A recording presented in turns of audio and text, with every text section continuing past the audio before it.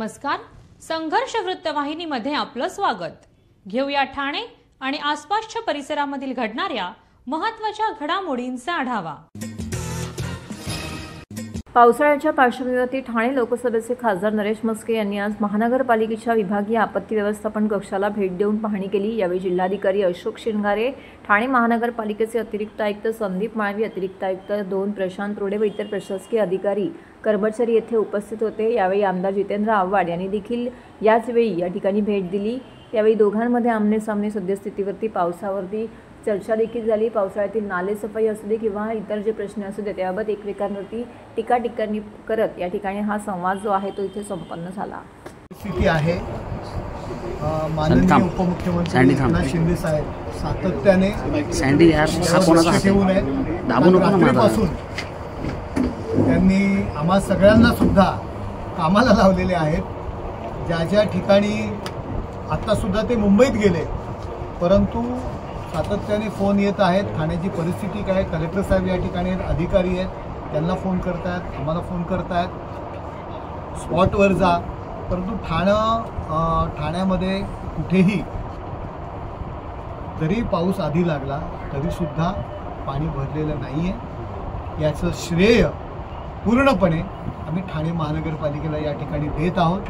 जेव्हा एखादी चुकीची घटना घडते त्यावेळी जर आपण प्रशासनाला जबाबदार धरू तर चांगलं घडतं, तेव्हासुद्धा त्याचं श्रेय रात्रंदिवस काम करणारे आमचा अधिकारी वर्ग असेल, कर्मचारी वर्ग असेल, आमचे आयुक्त असतील, तर सगळ्यांना मी या ठिकाणी देत आहे. नाले सफाईच्या बाबतीत बऱ्याच लोकांनी टीका टिप्पणीचे प्रकार केले, परंतु नाले सफाई जरी लवकर पाऊस पडला तरीसुद्धा नाले सफाई आज नाही म्हटलं तरी 70-80-90% झालेली आहे. आणि त्यामुळे या ठिकाणी कुठेही पाणी तुंबलेलं नाही आहे. जी पाणी तुंबण्याची ठिकाणं होती त्या ठिकाणी आमचे अधिकारी, आमचा आपत्ती व्यवस्थापन कक्ष असेल अलर्ट आहे.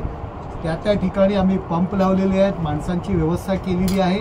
पाणी तुंबू नये याची काळजी घेतलेली आहे. धोकादायक इमारती आहेत, त्यांची काय परिस्थिती आहे त्याचा सुद्धा सर्वे केलेला आहे. आणि कलेक्टर साहेब तुम्ही स्वतः आणि अधिकारी जर यापेक्षाही मोठा पाऊस पडला तर धोकादायक इमारतींची काय परिस्थिती आहे, आत्ताचं सध्याचं अपडेट काय आहे, आपण काय कार्यवाही केलेली आहे, कुठल्या इमारती खरंच त्या पद्धतीत खाली करण्याची गरज आहे, या विषयावरती कलेक्टर साहेब आणि आम्ही आता अधिकाऱ्यांसमक्ष बैठक घेतोय.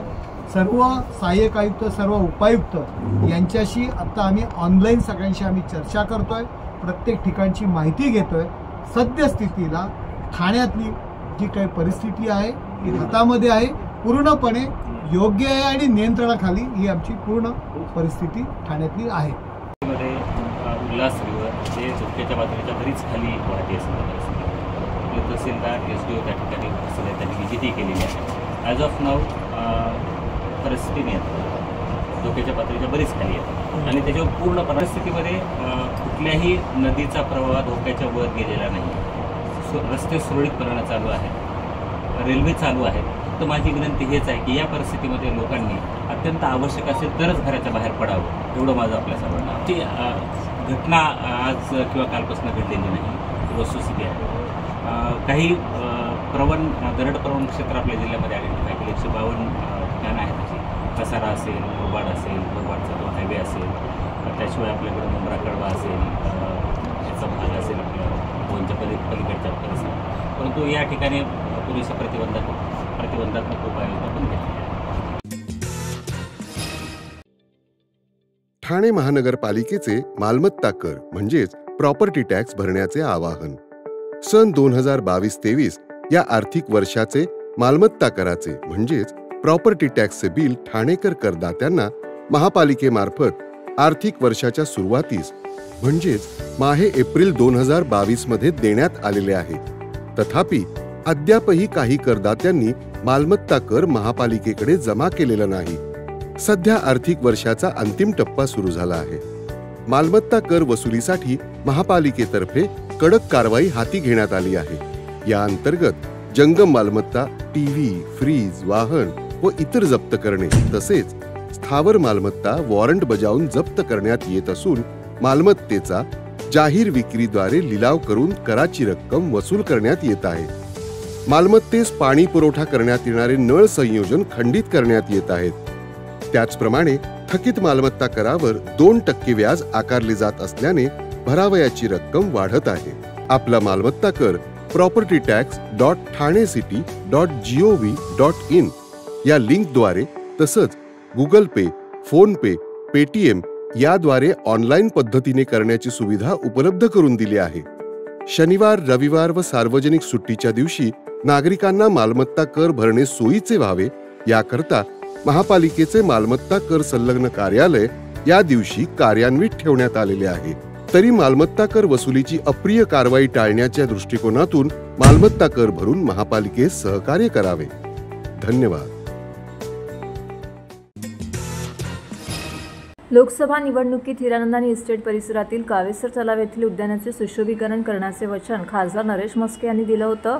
या आश्वासनाची पूर्तता खासदार नरेश म्हस्के यांनी केली असून सकाळी 9 वाजता या कामाचं भूमिपूजन संपन्न झालं. रिपरिप पावसानंतर हिरानंदानी इस्टेट परिसरातील रहिवासी, ज्येष्ठ नागरिक, महिला मोठ्या संख्येने येथे उपस्थित होत्या.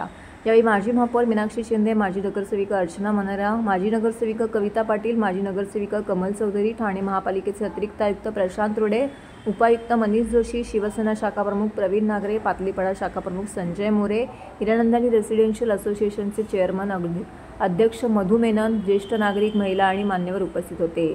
शिवसेना मुख्य नेते उपमुख्यमंत्री एकनाथ शिंदे साहेब यांच्याकडे शासन स्तरावरती पाठपुरावा करून खासदार नरेश म्हस्के यांनी निधीची उपलब्धता केल्याने कावेसर तलाव येथील उद्यानाचे सुशोभीकरण करण्यात येत आहे. 5.6 एकर जागेवरती असलेल्या या उद्यानातील हिरवळीला कोणतीही बाधा न आणता केवळ 10% भागाचा विकास करण्यात येणार आहे. रहिवासी सध्या खडकाळात तर पावसाळ्यात चिखल तुडवत चालत असताना पायवाटेवरती पदपथांची निर्मिती करण्यात येणार आहे. या पदपथामुळे वयस्कर नागरिकांना चालणं सुलभ होणार आहे. योग्य साधना तसेच झुंबा व इतर गायन वादनाच्या हौशी कलाकारांसाठी जागा उपलब्ध करून दिली जाणार आहे. ओपन जिम सुरू करण्यात येणार आहे. या उद्यानात भरपूर हिरवळी असल्याने फुलपाखरू गार्डनची देखील निर्मिती केली जाणार आहे. तलाव, उद्यान आणि यामध्ये स्कायवॉक टॉवर उभारला जाणार आहे, जेणेकरून रहिवाशांना एकाच वेळी हिरवळ आणि तलावांचे निरीक्षण करता येईल. तलाव किनारी रूफ कव्हर उभारले जातील. यामध्ये बसून उन्हाळा असो व पावसाळा रहिवाशांना निसर्गाचा आनंद घेता येणार आहे. काही ठिकाणी छोटे अत्याधुनिक साकव बांधण्यात येणार आहेत. या पुलावरून चालताना ॲक्युप्रेशरचा अनुभव घेता येणार असल्याची माहिती खासदार नरेश म्हस्के यांनी दिली. राष्ट्रवादी पक्षाचे आमदार जितेंद्र आव्हाड हे सोमवारी ठाणे महानगरपालिका मुख्यालयात जनसंवाद अभियान राबवण्यासाठी आले असताना पालिका मुख्यालयाजवळील सर्कल येथे थांबलेल्या एका कार्यकर्त्याने आव्हाड यांची भेट घेतली. त्याचवेळी त्याने नवीन घेतलेली रिक्षा चालवण्याची इच्छा व्यक्त करताच आव्हाड हे त्यांच्या वाहनातून खाली उतरले आणि कार्यकर्त्यांच्या रिक्षाचे सारथ्य करीत महापालिका मुख्यालयामध्ये आले. ठाणे महानगरपालिका मुख्यालयातील धर्मवीर आनंदीगे सभागृहात सर्वच राजकीय पक्षांकडून जनसंवाद कार्यक्रम राबवण्यात येत आहे. याच पार्श्वभूमीवरती आज देखील हा कार्यक्रम येथे आयोजित करण्यात आला होता. त्यासाठी राष्ट्रवादी शरद पवार पक्षाचे आमदार जितेंद्र आव्हाड हे आपल्या वाहनाने पालिका मुख्यालयात आले होते. त्यांचे वाहन पालिका मुख्यालयाजवळील सर्कल येथे आले असताना त्यावेळी तेथे घोडबंदर येथील ब्रह्मांड परिसरातील माता रमाई नगरमध्ये राहणारा शिवाजी सिद्धार्थ वाघमारे हा कार्यकर्ता उभा होता. त्याने नवीन रिक्षा घेतली होती, ती त्याला आव्हाड यांना दाखवायची होती. त्याने आव्हाड यांचे वाहन थांबवून त्यांना रिक्षा घेतल्याचे सांगितले आणि ती रिक्षा चालवण्याची इच्छा देखील व्यक्त केली. त्यांच्या इच्छेखातर आव्हाड यांनी वाहनातून खाली उतरून कार्यकर्त्यांच्या रिक्षाचे सारथ्य करत महापालिका मुख्यालय गाठले. आव्हाड ही रिक्षा चालवत असल्याचे पाहून अनेकांच्या भुवया उंचवल्या आणि त्यातच पालिका वर्तुळामध्ये एक चर्चा रंगली होती.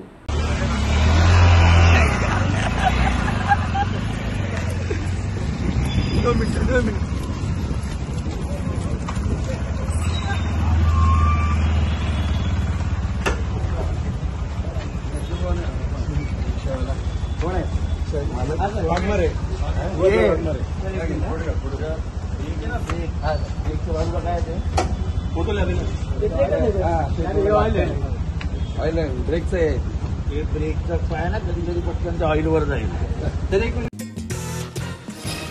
ठाणे मुख्यालयातील धर्मवीर आनंदीगे सभागृहात आज डॉक्टर जितेंद्र आव्हाड यांच्या उपस्थितीमध्ये जनसंवाद अभियान राबवण्यात आले.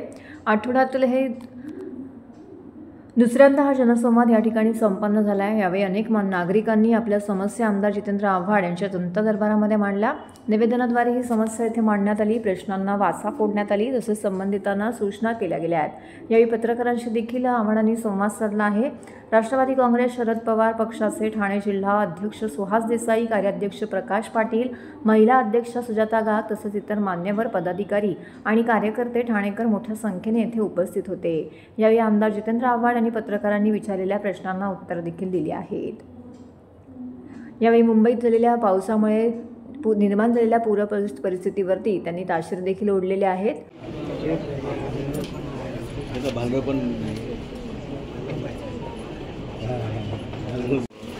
आमदार जितेंद्र आव्हाड यांच्या माध्यमातून ठाणे महापालिका मुख्यालयात जनसंवाद उपक्रम सुरू आहे। आपण पाहू शकता त्यांच्या माध्यमातून ठाणे शहरातील विविध नागरिक विविध समस्या घेऊन या जनसंवाद उपक्रमामध्ये दाखल झालेले आहेत।